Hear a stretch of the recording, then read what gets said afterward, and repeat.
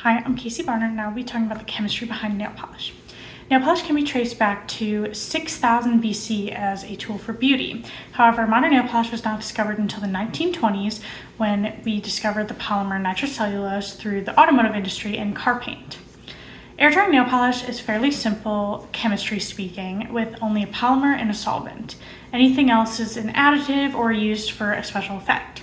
The polymer is usually nitrocellulose, as I mentioned earlier, and the solvent is usually ethyl acetate or butyl acetate.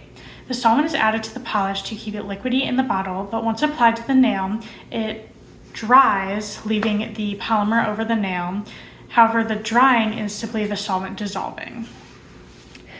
Now, in addition, we have UV nail polish, which is a little more complicated. UV nail polish uses methacrylic compounds and photoinitiating compounds, so that when the UV light is over the nail, it activates the photoinitiating compounds into a polymerization process to solidify the polish to the nail. We also have to add things to keep the UV polish from fading in the sunlight because of the sun's UV rays.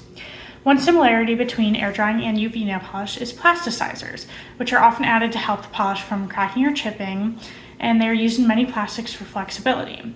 However, plasticizers can be controversial because some of them have been found to cause hormone disturbances. Some effects that can be achieved through nail polish are color through organic and inorganic pigments, pearlescence through ground titanium dioxide or mica powder, photochromic nail polish, which is nail polish sensitive to light, so the light sensitive compounds change structurally when exposed to UV light so that the polish absorbs a different amount of color than it did before it was activated. And then my personal favorite, which is thermochromic nail polish. Thermochromic nail polish has leuco dyes in it with microcapsules inside.